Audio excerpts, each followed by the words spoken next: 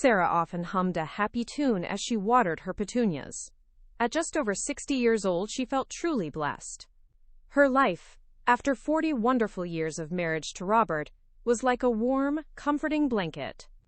Their home, nestled on a quiet street with a garden full of blooming flowers, was a testament to their shared life. Every morning, Robert would bring her a cup of tea, just the way she liked it, with a splash of milk and no sugar. They'd sit together on their porch swing, watching the birds, and sometimes he'd read her the newspaper. Sarah believed her life was perfectly set, like a beautiful picture hung just right on the wall. They had saved enough money to live comfortably, and their children were grown and doing well. The grandkids visited often, filling the house with laughter and sticky fingerprints. Sarah loved baking cookies for them, the sweet smell always reminding her of a happy home. She looked forward to peaceful golden years, filled with quiet evenings, good books, and Robert by her side. She never imagined a world where that picture could shatter, where the blanket could unravel. Every day felt like a gentle, predictable river, flowing smoothly towards a serene horizon. She had built her entire world around this beautiful certainty, a certainty that felt as solid and real as the ground beneath her feet. Then, one Tuesday, the gentle river of Sarah's life hit a waterfall. Robert came home not with tea, but with a cold, hard look in his eyes that Sarah had never seen before. He stood in the living room, a place filled with memories of birthdays and holidays, and spoke words that sliced through her heart like a sharp knife. He said he was leaving, not just for a little while, but forever. Sarah's world spun. She tried to ask why, to understand, but his answers were quick and hollow. He was in love with someone else, a woman barely older than their own daughter. And then came the second blow, even harder than the first. He had taken everything, every penny from their shared bank accounts, every investment, even the money from selling their second car a few months ago. He had planned it all, quietly and carefully, while Sarah was busy baking cookies and humming happy tunes. The house, their beautiful home, was no longer hers. He had sold it from under her nose, explaining later that he needed the money for his new life. The papers were all signed, she was told, and she had to leave in a week. Sarah felt a deep chill spread through her. The warm blanket of her life had been ripped away, leaving her shivering and exposed. The future she had so carefully built, the peaceful golden years, vanished in a single, cruel afternoon. She looked around at the familiar furniture, the photos on the mantel, and saw them not as comforting objects, but as ghosts of a life that was no longer hers. The week that followed Robert's bombshell felt like a bad dream Sarah couldn't wake from. Each day brought a new wave of shock and disbelief. She walked through her house, the place that had been her sanctuary, now feeling like a stranger in it. Every object, every photograph seemed to mock her with memories of a life that was gone. She packed a small suitcase, mostly with old clothes and a few treasured pictures of her children, but it felt meaningless. Where would she go? She had no home to call her own, no savings to fall back on. The bank accounts were empty, as if they had never existed. Sarah had always trusted Robert with their money, never thinking to check the details. Now, that trust was a bitter ash in her mouth. She called her children, but felt a deep shame explaining what had happened. They offered what little they could, but they had their own families and bills. Sarah couldn't bring herself to be a burden. The day she had to leave the house, the locksmith changed the locks behind her, sealing her out of her own life. With nowhere to go and only the small suitcase in her hand, Sarah stood on the sidewalk, feeling smaller and more alone than she ever had. A cold wind seemed to blow right through her, matching the emptiness in her heart. She was over 60, with no roof over her head, no money in her pocket, and a future that stretched out like a dark, scary road. Tears stung her eyes, not just from sadness, but from a terrifying fear of the unknown. She felt utterly lost, a tiny boat adrift in a vast, dark ocean. The first few nights were a blur of bus stops and cold park benches. Sarah tried to sleep, huddled with her small suitcase, but sleep wouldn't come. Her mind raced with worry. She couldn't believe this was her life now. She, Sarah, who had always had a warm bed and a full pantry, was now searching for a safe corner to rest. The shame burned hot in her cheeks every time someone looked at her, a lost older woman with nowhere to go. Finding food was another daily battle. She had a few dollars from her children, but it wouldn't last. She bought cheap bread and water, making it stretch as far as possible. Her stomach often growled, a constant reminder of her new, harsh reality. She found herself walking past bakeries, inhaling the sweet smell of fresh pastries, a painful memory of the treats she used to bake for her grandchildren. Each empty meal made her feel smaller, more invisible. She tried calling old friends but found it hard to explain her situation. How do you tell someone you've lost everything after a lifetime of comfort? The words got stuck in her throat, choked by pride and embarrassment. Some friends offered kind words, but no real solutions. She didn't want their pity, just a way out of this terrible nightmare. Sarah felt utterly alone, a tiny speck in a busy world that didn't seem to notice her struggles. The city, once a place of comfort, now felt like a giant, uncaring monster. Every passing face was a stranger, and the thought of facing another cold, hungry night filled her with a deep, aching sadness. One chilly afternoon, as Sarah sat on a worn park bench, trying to make a small piece of bread last for dinner, a young woman approached her. Sarah braced herself, expecting a look of pity or, worse, annoyance. But the woman's eyes were kind, full of gentle worry. "Are you all right?" she asked, her voice soft and clear. Sarah shook her head, unable to speak, her throat tight with unshed tears. The young woman sat down a little distance away. She had bright, warm eyes and a friendly smile. "My name is Emily," she said. "I've seen you here for a few days. You look like you could use a warm meal and a friendly face." Sarah's heart, which had felt like a heavy stone, fluttered a tiny bit. She still couldn't find her voice, but she nodded slowly. Emily didn't press for details. She simply offered a warm thermos of soup and a sandwich from her lunch bag. Sarah ate slowly, each spoonful of hot soup bringing a little warmth back into her chilled body. It was the first truly warm meal she'd had in days. As she ate, Emily just talked about her day, about her job at a local coffee shop, making Sarah feel like a normal person, not someone to be stared at. When Sarah finished, Emily looked at her with genuine concern. "I have a spare room in my small apartment," she said. "It's not much, but it's warm and safe. You don't have to tell me your story now, but you shouldn't be out here alone. Please, come with me." Sarah looked into Emily's earnest face, a face that held no judgment, only an open offer of kindness. After days of feeling invisible, Emily had truly seen her. A tiny spark of hope, almost forgotten, flickered within Sarah. Hesitantly, Sarah followed Emily. Emily's apartment was small but clean and cozy, filled with colorful cushions and the scent of coffee. The spare room had a simple bed with a soft quilt, and Sarah felt a wave of relief wash over her as she realized she would sleep in a real bed tonight. It felt like a dream, after days of hard benches and cold nights. Emily insisted Sarah take a warm shower and offered her some clean, comfortable pajamas. For the first time in what felt like forever, Sarah felt safe. Over the next few days, Emily was a true angel. She never pried, but listened patiently when Sarah finally found the courage to share her story, tears flowing freely as she spoke. Emily just held her hand, offering quiet comfort. Then, she started to help Sarah look for a job. "Everyone deserves a chance," Emily would say, her determination shining. They spent hours online, Emily patiently showing Sarah how to use the computer. Sarah hadn't used one much before, always relying on Robert. It felt strange and new. They looked at job boards, at ads in local newspapers, and even walked around town, asking if any shops needed help. It was hard. Many places said Sarah was too old, or didn't have the right skills. Sarah felt discouraged, but Emily never gave up. "Don't worry," Emily would say. "We'll find something.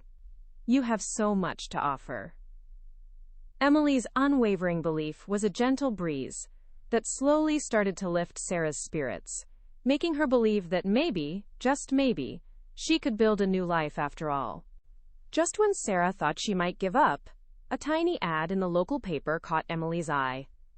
part-time help needed at Elmwood Library. It wasn't a fancy job, just helping to put books back on shelves and keep things tidy. But it was a chance. Emily encouraged Sarah to apply, even helped her practice what to say. Sarah, feeling nervous but determined, walked into the library. The smell of old books and quiet whispers filled the air, a comforting scent she hadn't realized she missed. The head librarian, a kind-faced woman named Mrs. Peterson, listened patiently to Sarah. Sarah bravely told her a little about her situation, not everything, but enough to explain why she needed a new start. Mrs. Peterson, perhaps seeing the quiet strength in Sarah's eyes, decided to give her a chance. Sarah got the job. It was only for a few hours a day, but it felt like a huge victory. Her first day was a bit overwhelming. There were so many books, and the computer system for checking them in and out was completely new to her. But Sarah was a fast learner. She loved the quiet hum of the library, the rustle of pages, and the gentle smiles from people finding their next story. She carefully put books back, making sure they were in the right place. She dusted shelves and helped visitors find what they needed. It wasn't just a job. It was a small piece of her old self coming back. She felt useful again, part of something important. Each book she touched, each smile she exchanged with a child browsing the picture books, slowly started to mend the broken pieces of her heart. The library, a place of stories, was now helping Sarah write her own new chapter. The library slowly became more than just a workplace for Sarah. It became a warm, welcoming space where she started to feel like herself again. Mrs. Peterson, the head librarian, was always ready with a kind word or a helpful tip. The younger staff, many of them college students, were patient and friendly, showing Sarah how to use the computers and helping her find her way around the vast collection of books. Sarah, in turn, shared her quiet wisdom and gentle humor. She remembered stories from her own childhood and bits of history she'd learned over the years, often surprising the younger staff with her knowledge. Soon, she was no longer just the new older helper, but Sarah, a valued member of the team. She'd share her lunch with a student, or help Mrs. Peterson sort through donations, always with a soft smile. The best part was the feeling of purpose that bloomed within her. Each day, she knew she was contributing, making the library a better place for everyone. Helping a child find a book about dinosaurs, or directing an older gentleman to the large print section, filled her with a quiet joy. It was a simple, honest work, but it meant the world to her. The loneliness that had shadowed her for so long began to fade, replaced by the friendly faces and shared tasks of her new library family. She wasn't just Sarah, the woman who had lost everything. She was Sarah, the helpful librarian, and that felt wonderful. One busy Saturday morning, the children's librarian called in sick. A group of excited kids had gathered for story time, but there was no one to read to them. Mrs. Peterson looked worried, scanning the room for a volunteer. Sarah, who was tidying a shelf nearby, felt a small nudge in her heart. She used to tell her grandchildren stories all the time, making up adventures on the spot. Hesitantly, Sarah offered, I could tell them a story. Mrs. Peterson, surprised but grateful, agreed. Sarah walked to the colorful rug where the children sat, their eyes wide with expectation. Instead of picking up a book, she simply sat down, took a deep breath, and began to speak. She told them a tale about a brave little squirrel who loved to collect shiny buttons, not nuts. She changed her voice for each character, making the squirrel squeak and the wise old owl hoot. She used her hands to show the squirrel climbing and digging. The children were completely enchanted. They giggled at the funny parts and gasped at the exciting bits. Not a single child fidgeted or whispered. They hung on her every word, their faces bright with wonder. When she finished, there was a moment of quiet, then a burst of applause and shouts of, "Another one! Please!" Sarah felt a warmth spread through her, a feeling she hadn't known she possessed. She had always loved stories, but she never knew she could tell them like this, making a whole room full of children forget everything else. It was a wonderful, unexpected gift, a new path opening right before her eyes. She smiled, a real, bright smile, and started another story. Word of Sarah's magical storytelling spread like wildfire through the town. Soon, children weren't just coming to the library for books, they were coming especially for Sarah's story time. The children's section, once quiet on some afternoons, now buzzed with eager little faces. Parents started bringing their kids from neighboring towns, curious about the wonderful storyteller at Elmwood Library. Mrs. Peterson was delighted. She saw how Sarah brought life and laughter to the children, and how happy it made Sarah feel. She asked Sarah to host story time regularly, even offered to pay her a little extra for it. Sarah loved it. She would weave tales of talking animals, brave knights, and curious princesses, all from her own imagination. Each story was fresh and new, filled with funny characters and exciting adventures. The children's eyes would sparkle, their imaginations taking flight with every word. It wasn't just the children who loved her stories. Parents often stayed to listen, smiling as they watched their kids completely lost in Sarah's tales. They would thank her, telling her how much their children looked forward to her stories. Sarah felt a warmth bloom in her chest that was far more precious than any money. Knowing she brought so much joy to so many people made her feel truly valued, a feeling she hadn't known she was missing until now. The loneliness and shame she once carried slowly melted away, replaced by the happy sounds of children's laughter and the grateful smiles of their parents. She had found her special place, her voice, and a purpose that shone brightly.